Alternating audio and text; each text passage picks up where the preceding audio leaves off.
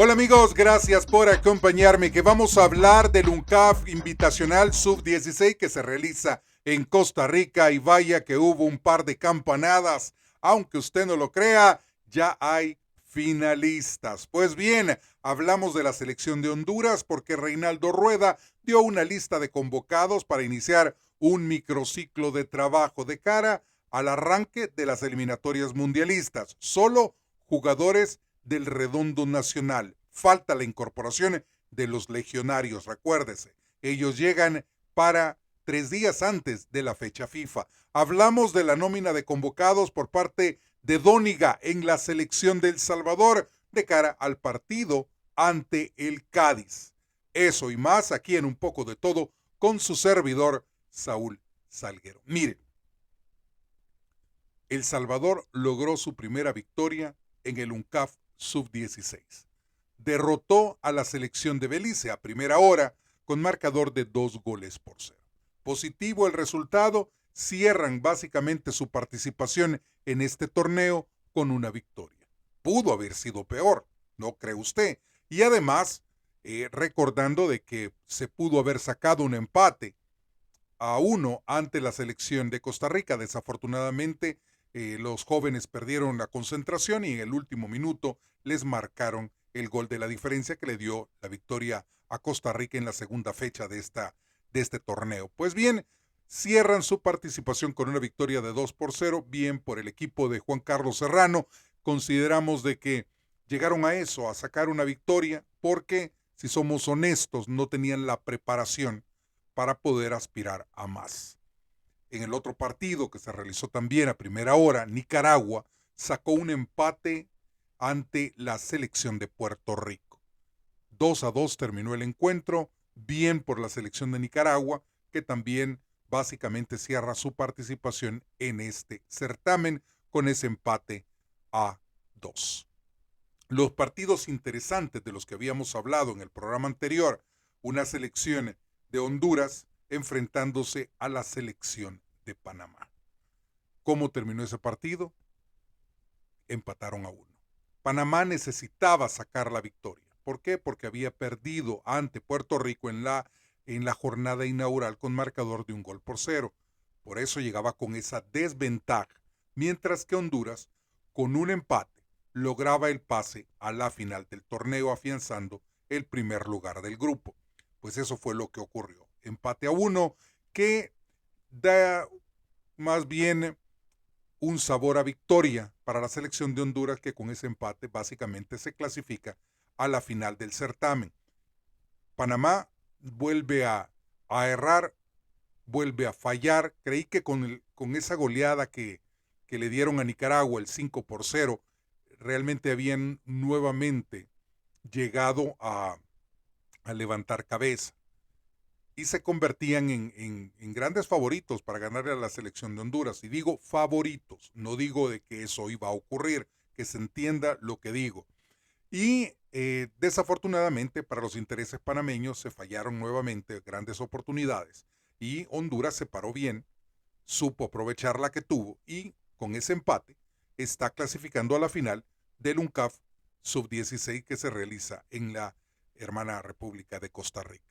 Ahora, en el otro partido, la selección de Guatemala enfrentándose a los locales. Lo dije en el programa pasado, ojo con Guatemala, que se puede quedar con el primer lugar del certamen. Mire, y no me equivoco, le ganaron a la selección de Costa Rica con marcador de 4-3. Bien, pero bien por la selección de Guatemala, porque se ve que es un trabajo. Y esto no es casualidad. ¿Se acuerdan a principio de año con el UNCAF sub-20, sub-19 de la UNCAF?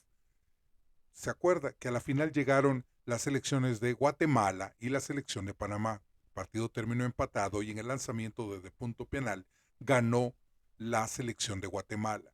Eso habla del trabajo que están realizando en Guatemala. Pues bien, hoy ya están en la final. Derrotaron a la selección de Costa Rica y la derrotaron bien. Marcaron los goles. Sí se ve el trabajo que está teniendo la selección de Guatemala y eso hay que felicitarlo. Mire, al final de este torneo, antes de hablar de lo que se viene para la jornada final, les puedo decir que estas selecciones se tienen que sentir satisfechas por lo realizado, independientemente del lugar en el que queden. Son jóvenes, algunos de ellos de 14, 15, 16 años, que están teniendo ese roce internacional que se necesita. Mire, estos jóvenes comienzan. Obviamente les falta la madurez del juego, cometen errores, pero ya se ven algunas de estas figuras, algunas de estas estrellas que van a llegar a brillar en las selecciones mayores. Este es el futuro de cada país a nivel de selecciones.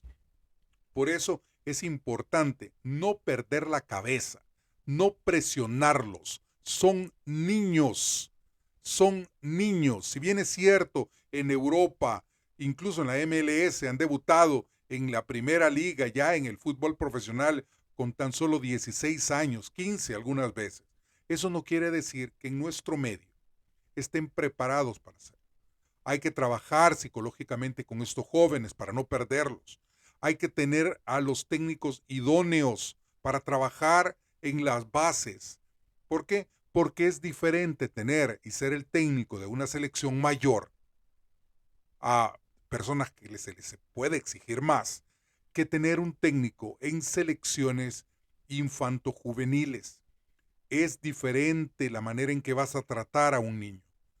Es diferente la manera en que le vas a explicar cómo se hace un rombo, cómo se plantea una zona defensiva, aprender táctica y técnica a la vez. Estás desarrollando jóvenes. Entonces son dos cosas muy diferentes.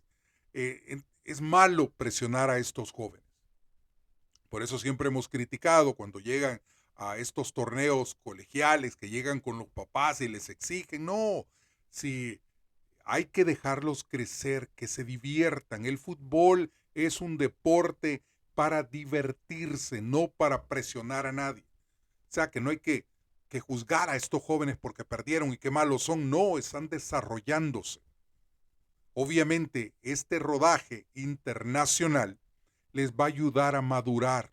Los errores que cometieron en este torneo no los van a cometer en el futuro. Entonces hay que apoyar a estos jóvenes. Eso es lo único que hay que ver, o sea, independientemente del lugar en el que queden.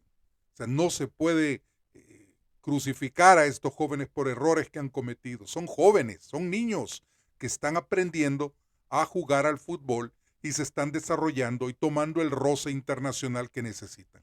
Bien por aquellas selecciones, por aquellos países o federaciones que están trabajando con jóvenes, porque esa es la manera de realmente ir cubriendo cada espacio que va dejando los jugadores de alto rendimiento que ya van saliendo de las selecciones, que se llaman cambios generacionales. Pues eso es lo que está ocurriendo. Estos jóvenes de la 16, que ya básicamente son de la selección sub-17 y que van a estar en las eliminatorias de la categoría para ir al próximo mundial de la categoría sub-17, tarde o temprano pasarán a ser parte de la selección sub-20 y luego de la 20 saltan a la selección mayor. Entonces, por eso hay que darles la orientación que estos jóvenes necesitan para no perderlos. En la próxima jornada, la selección de Honduras, que logró su pase a la final al empatar con Panamá a 1, estará enfrentándose a la selección de Costa Rica. Perdón, a la selección de Guatemala. Ese será el partido por el primero y segundo lugar de este torneo. Y por el tercer lugar se van a estar enfrentando la selección de Costa Rica y la selección de Panamá. Así entonces, por el primero y segundo lugar va la selección de Guatemala y la selección de Honduras, y por el tercero y cuarto la selección de Panamá enfrentando a los locales de la selección de Costa Rica. Dos partidos muy buenos, partidos interesantes. Pero, como les digo, esto hay que ser claros. El jueves 23 se juegan las finales. A primera hora se estará enfrentando Panamá y Costa Rica, partido programado a las 9:30 de la mañana, hora de Costa Rica, y a la 1 de la tarde, a la 1 de la tarde se estará enfrentando en la final la selección de Guatemala ante la selección de Honduras. La mejor de la suerte a estas 4 selecciones que llegaron a hacer un buen papel a este torneo, independientemente del resultado, como les digo, hay que trabajar, hay que dejarlos trabajar, a las federaciones que sigan apoyando y a las ligas de cada país que continúen con el trabajo que están realizando. Mire, a esto agregarle que países como por ejemplo en Panamá se aprovecha la liga estudiantil de fútbol. El Codicader ha sido también un espacio para poder adquirir experiencia y que estos jóvenes crezcan futbolísticamente hablando. Y hay que darles ese apoyo que necesitan para que sigan destacando. Entonces, ya lo sabe usted, los resultados de este martes 21, a primera hora El Salvador derrotó a Belice con marcador de 2-0, bien por la azulita, y en el otro partido Nicaragua empata a 2 ante la selección de Puerto Rico. En los partidos de fondo, Costa Rica cayó ante la selección de Guatemala 4-3 y la selección de Panamá no pudo lograr el pase a la final ya que empató con la selección de Honduras. Si hacemos un análisis de los resultados anteriores de lo que ocurrió tanto en la primera y en la primera y la segunda jornada de este certamen, recordándonos que en la primera fecha Honduras le ganó a Nicaragua 4-3, Puerto Rico venció a la selección de Panamá 1-0 y Costa Rica le había ganado a Belice con marcador de 3-0. Guatemala implantó una de las primeras goleadas, el 5-1 sobre la selección de El Salvador, y ahí comenzaba a brillar también Marvin Ávila Jr. de 16 años. En la segunda fecha de este certamen, acordándonos todos de que Guatemala venció a Belice 3-1, Panamá levantó cabeza y venció a Nicaragua 5-0, Honduras le ganó a Puerto Rico el 2-1 y Costa Rica le ganó a El Salvador con el mismo marcador 2-1. Y en la jornada de este día martes, 21 de mayo, El Salvador logra su victoria sobre Belice 2-0, Costa Rica cae ante Guatemala 3-4, Nicaragua le empata con Puerto Rico a 2 y Honduras empata a 1 con Panamá. Entonces ya sabe usted, el jueves por el tercero y cuarto lugar van las selecciones de Costa Rica y Panamá, y por el primer y segundo lugar va la selección de Guatemala y la selección de Honduras. La mejor de las suertes a estas selecciones que se lo merecen todo, porque realmente es interesante y es lindo ver cómo estos jóvenes comienzan ya a tomar esa experiencia y ese rodaje internacional, y tarde o temprano los estaremos viendo militando ya en grandes clubes, ojalá y sea en el extranjero, porque esto ayudaría al desarrollo del fútbol y a ellos también en mejorar su estilo de vida y al de sus familias. Pues bien, cambiemos de tema. Mire, la selección de Honduras va a iniciar, o mejor dicho, inició ya este martes 21 un microciclo. ¿Por qué? Porque Reinaldo Rueda no quiere perder tiempo de cara a las eliminatorias y obviamente los partidos amistosos que tiene enfrente. Porteros convocados por parte de la selección de Honduras para hacer frente a este microciclo está Alex Witty de Lobos, Buba López del Real España, Oman Rodríguez del Real España y Jonathan Ruggier del Motagua. Los defensas, Carlos Argueta del Motagua, Wesley Decas del Motagua, Debrón García del Real España, Elmer Witty del Génesis, Carlos Mejía del Real España, Carlos Meléndez del Motagua, Darling Mencia de Real España, Edson Palacios del Vida, Jeremy Rodas de Lobos, Marcelo Santos del Motagua y Luis Vega del Motagua. Volantes, Brian Acosta, que no tiene equipo en este momento, pero ha sido convocado por Reinaldo Rueda, Sean Benavides del Real España, Cristian Cálix del Real España, Juan Delgado del Motagua, Brian Félix del Real España, Alex López del Olancho y Carlos Mejía del Motagua. Todo tomando en cuenta que Reinaldo Rueda sabe que no quiere perder tiempo y quiere precisamente sacar provecho. lo mejor que se pueda. Luego estarán llegando los jugadores, el grueso de la selección hondureña. Recordando que la selección de Honduras inicia su camino en las eliminatorias mundialistas el 6 de junio cuando se tenga que enfrentar a Cuba, y el 9 de junio lo hará ante la selección de Bermuda jugando en carácter de visitante. Ahora, Cuba no es fácil. Muchos dirán, es la selección de Cuba. Yo pondría Cuba, como siempre lo he dicho, como una caja de Pandora, porque al final no sabemos cómo puede salir. Uno tiene que ser precavido y no ir demasiado seguro a las cosas. Uno tiene que ser prudente. Sí decía mi mamá, hay que ser prudente en la vida. Y mire, yo considero de que tiene la historia y tiene los jugadores y tiene la capacidad para no tener problema en las eliminatorias mundialistas. Pero usted sabe que a veces se dan esos accidentes que ocurren cada medio siglo y uno no sabe qué es lo que puede ocurrir. Hay que llegar prudentes, sin hablar mucho y actuar un poco más de lo que se dice.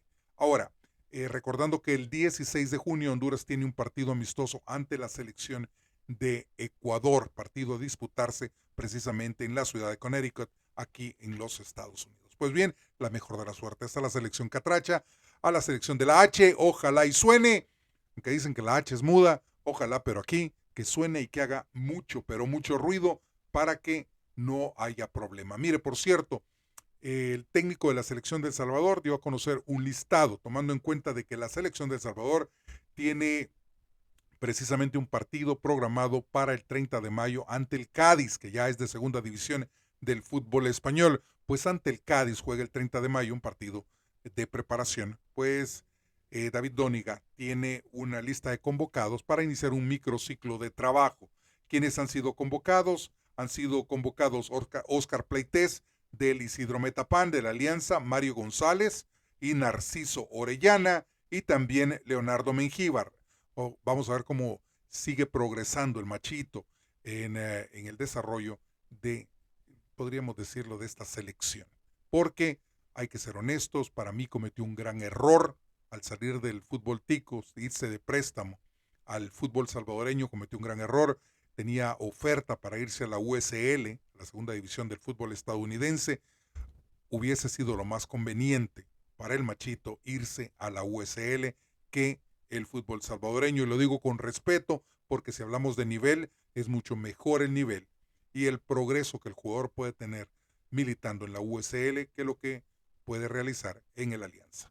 Pues bien, aparece también en la lista de convocados Javier Fermán del Municipal Limeño, Brian Landaverde del Municipal Limeño, Diego Flores del Municipal Limeño, de Luis Ángel Firpo, hay 2 jugadores, Diego Flores y Steven Vázquez, Alexander Larín del Águila también está Julio Cibrián, Darwin Serén y Melvin Cartagena.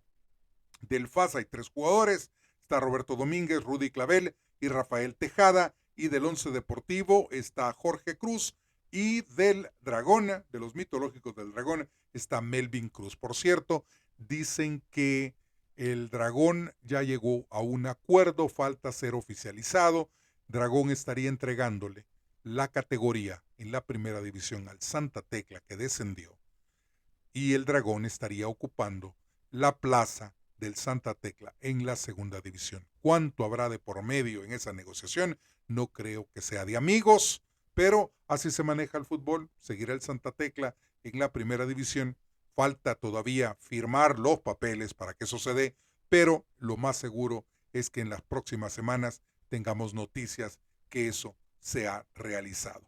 Y hablando también de la programación, decíamos que el jueves 30 de mayo en el Estadio Mágico González, en el evento de reinauguración de ese estadio, estará enfrentándose El Salvador al Cádiz de España. El 14 de junio El Salvador se enfrenta a la selección de Perú en partido amistoso, precisamente en el Subaru Park en Pensilvania. Y el 27 de julio se estará midiendo a la selección de Guatemala en Carson, California, en la casa del LA Galaxy. Ahora, los partidos que arrancan la eliminatoria para El Salvador comienzan el 6 de junio. El Salvador en el Estadio Cuscatlán enfrentando al, a la selección de Puerto Rico, y el 9 de junio San Vicente estará recibiendo a la selección de El Salvador en el segundo partido de eliminatorias que se van a disputar precisamente este año. ¿Cómo le va a ir a El Salvador? Solo Dios sabe. No se ha ganado en 2 años. Seríamos demasiado optimistas de pensar de que nos va a ir bien cuando realmente hemos cometido demasiados errores. Cuando hay campañas en contra del cuerpo técnico de la selección porque son españoles, cuando hay campañas en contra de la Federación Salvadoreña de Fútbol que la quieren hacer responsable de todos los desmadres que hay en el fútbol salvadoreño, cuando muchas veces esos errores no los ha cometido esta actual Federación Salvadoreña de Fútbol, sino que las del pasado, pero como hay una campaña en contra por parte de algunos medios de comunicación, específicamente de radio y algunos de televisión que siguen otros, pero otros objetivos en la vida, entonces, usted me entendió, vea, pues a eso me refiero. Entonces, siguen campañas y eso es lo que están haciendo. Desafortunadamente se llevan al fútbol en medio de todos estos chambres y al final el que sufre es el aficionado, ese que paga las entradas para ir a ver el fútbol y el que cree las mentiras que dicen algunos medios de comunicación, porque no es cierto. Mire, hay que tener 3 dedos de frente para saber cuándo es verdad y cuándo es mentira. Ojalá y esta gente entendiera que si todos nos unimos, lograríamos conseguir objetivos. Mire lo que sucede en Guatemala. Y lo pongo como ejemplo porque es un ejemplo claro. Fueron al Mundial Sub-20, están contentos con Luis Fernando Tena, es un técnico que ha cambiado la imagen de Guatemala, están jugando bien. Hemos visto que fueron campeones en la Sub-20, en el torneo UNCAF de principios de año, están ya en la final del Sub-16. ¿Qué significa eso? Que Guatemala está trabajando. Vemos a una selección de Panamá, que es el rey de Centroamérica. Vemos a una selección de Panamá con la mayor parte de sus jugadores militando en el extranjero. ¿Qué significa eso? Que hay procesos, que hay trabajo en bases y que han logrado exportar. ¿Por qué? Porque al final quien se beneficia es la selección. Porque cuando estos jugadores regresan para vestir la camisola de la selección de ese país, obviamente lo hacen de una mejor manera, porque juegan en mejores ligas, porque hay ligas de alto rendimiento, porque los jugadores tienen mayor roce, son más profesionales. ¿Qué ocurre con la selección de Honduras? Sucede lo mismo. ¿Vieron la lista de unos que les mencioné, de jugadores que han sido convocados por Reinaldo Rueda? Falta el grueso de esa selección. ¿Por qué? Porque la mayoría están jugando en el extranjero. Y cuando esos lleguen, cuando esos jugadores lleguen a reforzar esa selección de Reinaldo Rueda, van a ver ustedes la calidad. ¿Por qué? Porque esos jugadores llegan a darle un toque diferente a la selección por el roce internacional que tienen, por la capacidad, porque están en diferentes ligas y eso hace que la selección pese. Lo mismo ocurre con Costa Rica, donde trabajan con niños 5, 6, 7, 8 años y eso es beneficioso. Mire la selección de Nicaragua. ¿Por qué la selección de Nicaragua ha crecido? Porque están trabajando también en bases, están trabajando con jóvenes, están mejorando las canchas.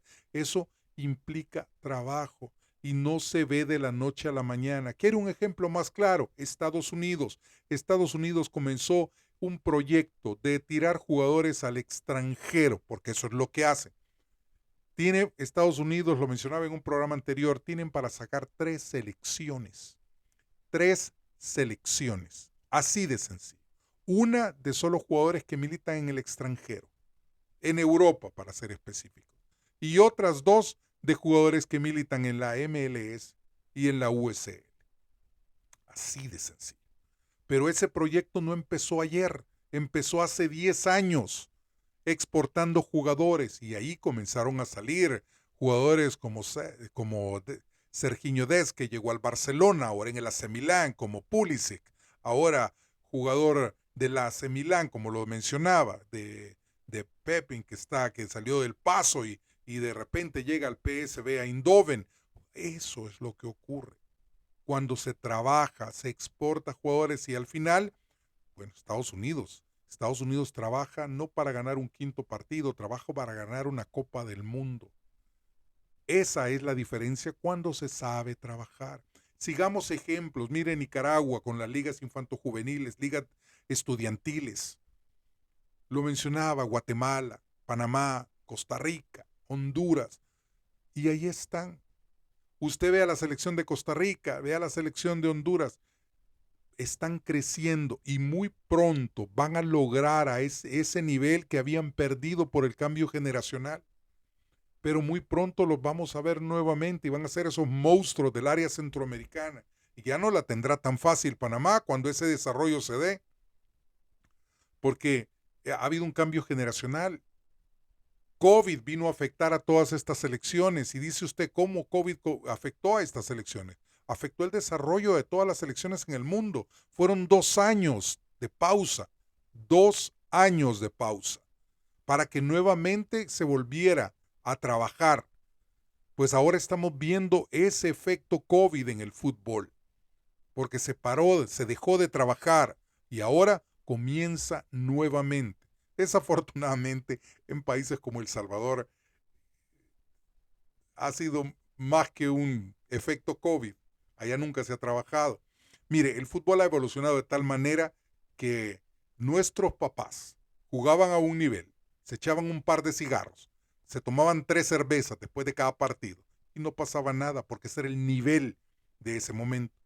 El nivel de ahora es completamente diferente. Hay que ser un atleta, hay que correr.